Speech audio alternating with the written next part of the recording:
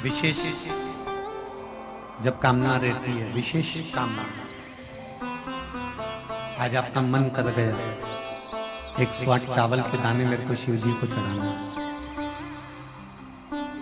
108 चावल के दाने मुझे आज शंकर भगवान को चढ़ाना। विशेष आज आपके मन में कोई मनोरथ बड़ा है, कोई कामना बड़ी है, और बाबा से आपने विनती करी कि मेरा ये कार्य अटक रहा है, आप पूरा करोगे, मुझे विश्वास है।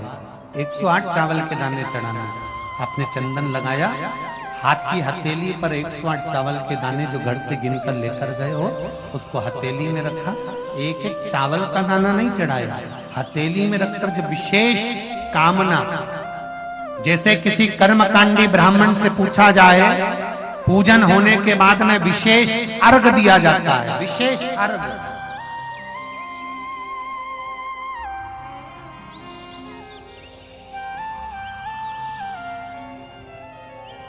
उसी तरह विशेष कामना के लिए लो दुख कटता ही नहीं है, दुख कट ही नहीं रहा।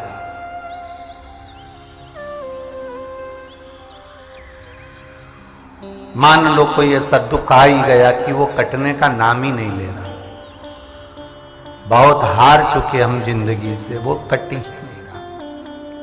थोड़ा ठीक होता फिर दुख आता, फिर ठीक होता फिर दुख आता। तो शिव और शक्ति का स्मरण करो। बेलपत्री के पेड़ के नीचे जब भी घी का दिया लगाने जाओ तो 2 बाती एक ही दिए के अंदर, एक चावल का दाना उसमें डालकर अपनी कामना कर फिर जलाओ। 3 या 4 सोमवार करके देख लो क्या जा रहा है। अगर मान लो कोई दुख ऐसा है कि वो कटने का नाम ही नहीं ले रहा है, कट ही नहीं रहा है, कभी कुछ तकलीफ कभी कुछ, बाबा का, शिव और सती का, शिव और पार्वती का, शिव शक्ति का, शिव अन्नपूर्णा का स्मरण कर लगाओ। जैसे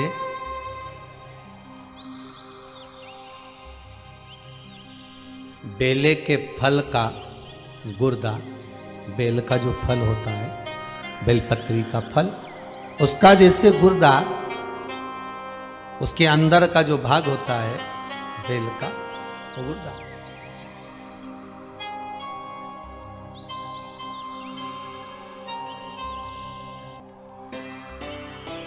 उसको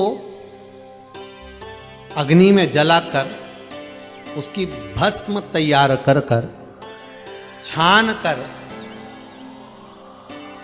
कर जब जब आपके यहां विद्वान ब्राह्मण शिव जी का अभिषेक कराते हैं, पूजन कराते हैं, तो उसमें लिखते हैं पूजन के साहित्य में बेलपत्री, धतूरा, दुर्वा, ये उसमें नीचे लिखेंगे भस्म। लिखते कि नहीं लिखते? लिखते हैं ना, भस्म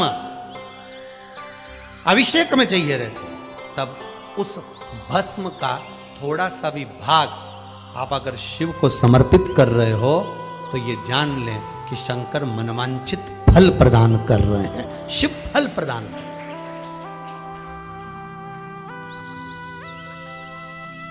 महाराज,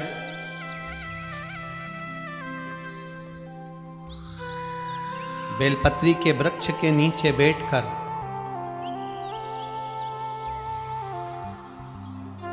हाथ में एक बेलपत्र का पत्ता रखकर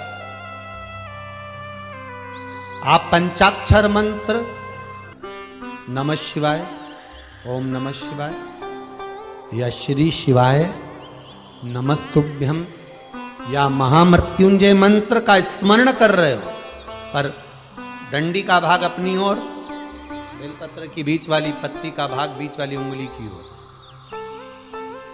रखकर अगर आप स्मरण कर रहे हैं और अपनी कामना कर बेलपत्री के वृक्ष के नीचे बैठकर उस पत्ते को सम्मुख रखकर बाबा से विनय कर एकांत में उस बेलपत्री के वृक्ष की छांव में,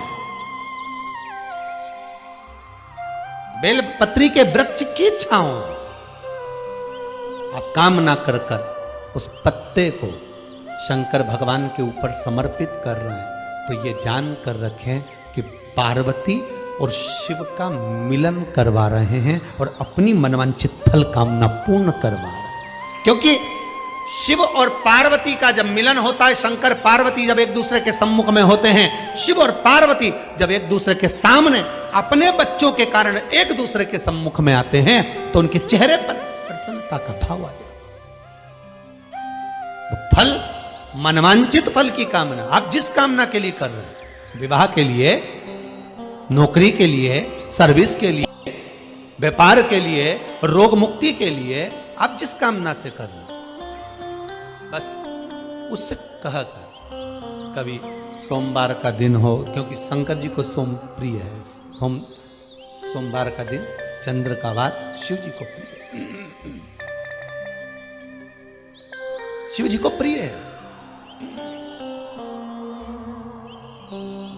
दुकान पर 24 घंटे बैठो तो व्यापार नहीं होता, घर में लक्ष्मी नहीं टिक रही हो, पैसा नहीं आ रहा हो, तो बड़ के पेड़ के नीचे, पीपल के पत्ते के ऊपर, बड़ के पेड़ के नीचे की मिट्टी को गीला कर कर पीपल के पान पर, पीपल के पत्ते पर एक शंकर जी के शिवलिंग का निर्माण करो।